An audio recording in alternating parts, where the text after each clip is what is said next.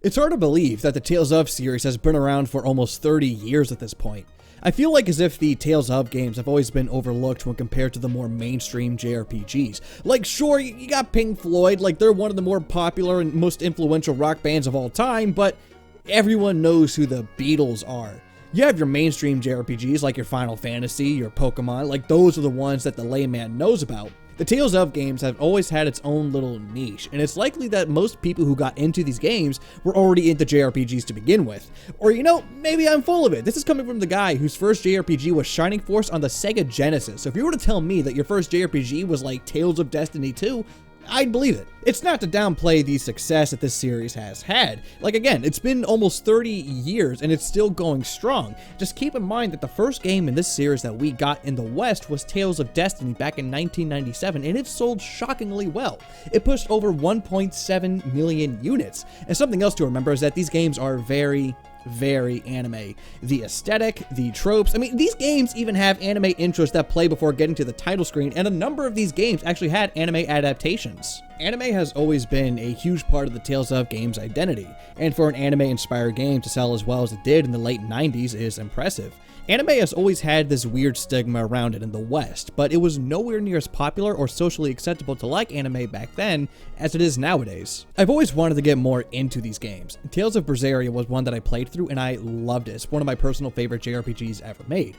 I played through a few hours of Tales of Arise, I played through a little bit of Tales of Vesperia, and I remember there was one on the Wii and it had a dog. And I remember liking the dog.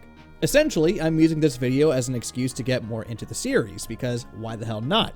The first game of the series that I played was actually Tales of Phantasia on the Game Boy Advance, and I figured maybe this could be a good place to start. This was actually the game that kicked off the Tales of franchise, but it wasn't the first game of the series that we got. Again, that would be Tales of Destiny on the original PlayStation back in 1997. But after doing a bit of homework for this video, I learned that this franchise actually had a very hard time getting off the ground. It all starts with a little group known as Wolf Team and a man by the name of, and forgive me if I butcher the name, Yoshiharu Gotanda. This man had an ambitious idea for a game that took place through the perspective of multiple characters from different periods of time. He wrote the story almost entirely by himself, as well as being the lead programmer for the group.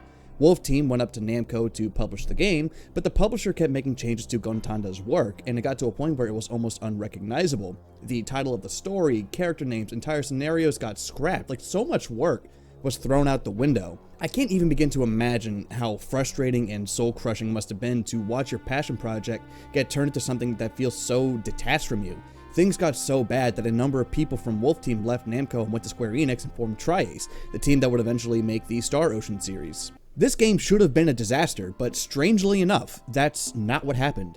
Tales of Fantasia was released on the Super Famicom back in December of 1995, and it's honestly one of the more impressive games that I played for the console. It does a lot of things that not many games attempted at the time. Most notably would be the combat system. It does away with the turn-based system that most JRPGs use, and instead uses more of an action-oriented system. Like, you have your basic attack, but you can also change the direction of your attack with the D-pad, and you also got these special attacks for close and long range. There's actually a lot of options in customization here, and it's surprisingly deep, despite what you're currently looking at. This is all early game stuff here.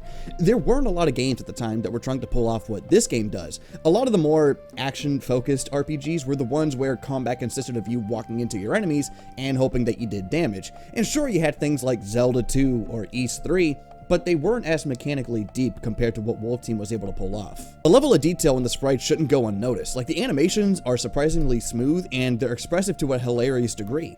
The environments, both in and out of battle, are impressive, and I'd go as far to say that this is definitely one of the more visually impressive games that I played on the Super Nintendo.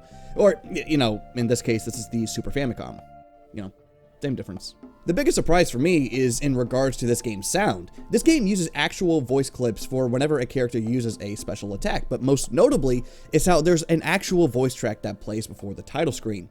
Even since the very beginning, the Tales of series wore its anime influence on its sleeve, and I honestly kinda love it. I mean, forget the fact that it's impressive in its own right to have a song that's over 2 minutes long with vocals on the Super Nintendo, or the Super Famicom, but this song, Dreams Will Never Die, it's kind of a banger.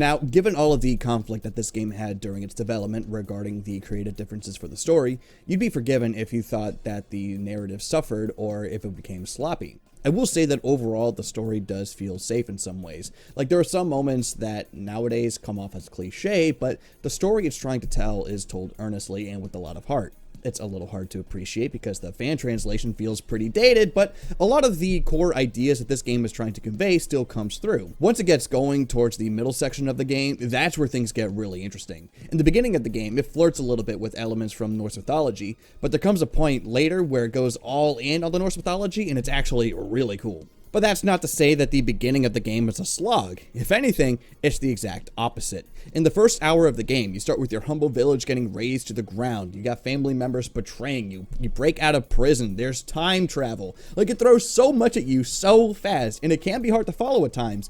But given how much the story changed and how much was scrapped, it's a miracle that this story turned out as good as it did. When this game released in Japan back in 1995, it was met with generally high praise, but the sales were pretty slow. The fact that this game didn't leave Japan didn't help, but then again, I'd imagine that localizing this beast of a game with Japanese voice clips would have been way too pricey to justify bringing it over. It's just a shame that the West never got a chance to experience the game and how we still haven't been able to, legally, experience the original version of the game. Now, that being said, I actually didn't stick with this version of the game for very long. Like, it's an impressive game and it was a novel experience to see where the franchise got its legs, but there are some things in this game that don't hold up as well as they should. Thankfully, this game got a remake on the original PlayStation just a few years later, and is seen by many people as the definitive way to play the game. In just a few hours after playing it, it's clear to see why. Now, don't get it twisted, the game on the Super Famicom looked great, and there are those that preferred the more muted color palette. But the way how the PlayStation remake looks is more appealing to me. The characters' battle sprites more closely resemble the original designs by, and again, forgive me if I butcher the name, Kosuke Fujishima of Oh My Goddess fame. There's even a nifty little anime intro in the beginning with an updated version of this game's main theme. But if I'm being honest, I think I prefer the way how the original sounds. Not just the song, but honestly, the soundtrack as a whole. Both the original and the PS1 remake were composed by Motoi Sakuraba, and overall, the music in this game is some top-notch stuff, as always. The PS1 soundtrack has cleaner audio, sure, but the instruments and the samples used in this version gives me flashbacks to that other original PlayStation RPG that he worked on, and I'd rather not think about that game. The Super Famicom version sounds more familiar, for lack of a better word. As I was playing and jamming to these tracks, Golden Sun and for some reason Final Fantasy VII popped in my head, and it just made the experience a lot better for me. Also, how cool is it that Motoi Sakuraba is an actual character in the game? Like, you could tell me that's not the coolest shit in the world, and I'll call you a goddamn liar! In terms of where I feel the PS1 remake falls short of the original, that's really about it, because this remake is leagues better than the original in just about every way.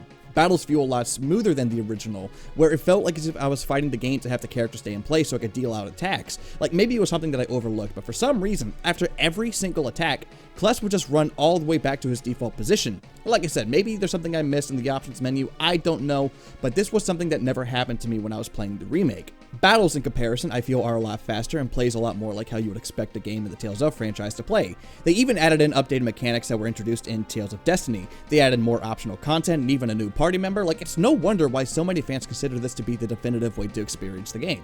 The story is largely the same, but now the series' famous skits are introduced. If you press the select button on the overworld, which is now fully 3D, the characters will talk to each other about what happened in the story and will even remind you of where you're going and what you need to do in case if you forgot. All voice acted too. These go a long way in terms of fleshing out the characters, who weren't poorly written per se, maybe they were a little one note sometimes, but now there's some new depth here and it's easier than ever to find this cast of characters appealing. While this is, what I feel anyways, the best way to play the game, you also need to remember what exactly this game is. It's a faithful remake of an RPG that came out in 1995, so it's going to feel dated in a lot of ways. The random encounters can be brutal when paired with the labyrinthian and often questionable dungeon design. Trying to solve puzzles while being bombarded with encounter after encounter isn't exactly my ideal Sunday morning, and from what I understand, the remake actually toned down the amount of random encounters from the original. That's a terrifying thought. I said that the battles felt a lot smoother in comparison, but the fact is that they're still going to drag on for far too long. Like, I can appreciate the more action-focused direction, but when battles literally stop in place whenever your party members or your enemies cast spells, it kills the otherwise improved pacing. Now, sure, these attacks and summons do look really impressive, but when you have 3 casters in your party spamming spells and summons one after the other, it stops becoming impressive and becomes soul draining. Like, there's this part in the game where you have to run around the overworld looking for a specific kind of monster. You have to kill, like, a whole bunch of them and hope that it gives you the item drops that it needs. Like, I literally just took a step back and let my party members do all of the work. Like, I would occasionally run in, do a little bit of damage, run back, but they were the ones doing all of it. I couldn't be bothered. Now, it's not to say that these are deal breakers. I'd absolutely recommend that you check this game out if you like what you see. Just know that while the game is good, it's very good, in fact, it's notably dated in a lot of ways. There's a lot of ideas in the story that deserve to be explored, and the story itself is worth experiencing. I just find it so strange that Namco never brought either version of Tales of Phantasia to the West. Like, I understand that localization must have been hard with how much voice dialogue there is in the game, but given how RPGs were thriving on the original PlayStation and the success of Tales of Destiny, like, you'd think that Namco would take that risk. I'd like to think that this game would have been a pretty decent hit, but it wouldn't be until 2006 when Western fans got a taste of the game. Tales of Phantasia actually got another remake, this time on the GBA. It originally came out in Japan of 2003, and then 3 years later in the United States. And given the amount of JRPGs on the console and how successful they were, Tales of Phantasia would feel right at home on the console. I wonder how it... Oh no. Okay, look. At the time, this was fine. This was the way how my sister and I got introduced to the game, to the franchise, really. And the only reason why my sister got the game was because there was a pretty pony on the box. It was a different time. When we played it, we didn't know any better. Most people didn't know any better. When it came out, it got decent reviews. It's more so when we look at how this game stands to the other better versions of the game that we never got. That's where the game falls apart. The entire thing feels like a weird Frankenstein's monster version between the original and the PS1 remake. Like, some things from the remake are here, uses a lot of the same sprites and art, and the battle system is out of the remakes, but the series' famous skits got cut. But thank God, we have those crunchy English voices crying out of the GBA's monospeaker. The localization of this game is also incredibly sloppy, and the whole game just looks and sounds cheap. This game has a nasty case of screen crunch, and it's just so much fun running around these dungeons with a lot of rooms that look the same and getting assaulted with random encounters and not being able to see where you're going. I'm fine! Also, the battles in this game are just... it's like going through molasses. Like, the game chugs when too much goes on, and the game just feels like a chore to play. Like, honestly, the fact that this is the version of the game that we got is a huge disservice to the series as a whole. Like, this launched one of the bigger JRPG franchises in the industry, so you'd think that they treat Tales of Fantasia with a little bit more respect. Fun fact! Apparently, the Game Boy Advance version isn't even considered to be the worst version of the game. There was apparently a mobile port that was awful. And I say apparently because it launched as a free-to-play game back in 2014, and the server shut down not even a year later, meaning that you can't even play it. This version of the game apparently had microtransactions up the wazoo, and from the looks of it, it was based off the Japan-only PSP remake. Yep, another quality version of Tales of Phantasia that we didn't get. Oh, sure, we got the money-grubbing game and the botched GBA port, but the versions that are actually worth a damn? Nah.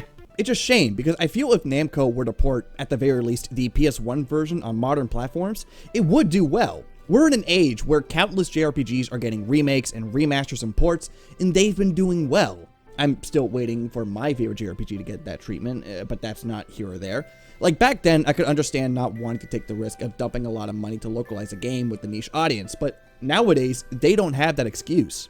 Especially seeing how they're quick to bring over some of their other games like Tales of Vesperia and Tales of Symphonia, like as the game that kicked off the Tales of franchise. I feel as if it deserves a lot more credit and a lot more respect than it currently gets from Namco, especially given all the shit the team went through during this game's development. Fans deserve a lot better for supporting the franchise for as long as they have and dealing with the lackluster versions of the game that the publisher puts out. And Lord knows the original team who worked on the game deserves to have their work recognized and supported. I'd absolutely recommend Tales of Fantasia, but the only way you could do so is by sailing the 7 seas, if you catch my drift. So until Namco decides to give the Western fans a quality version of Tales of Fantasia, hoist your sails.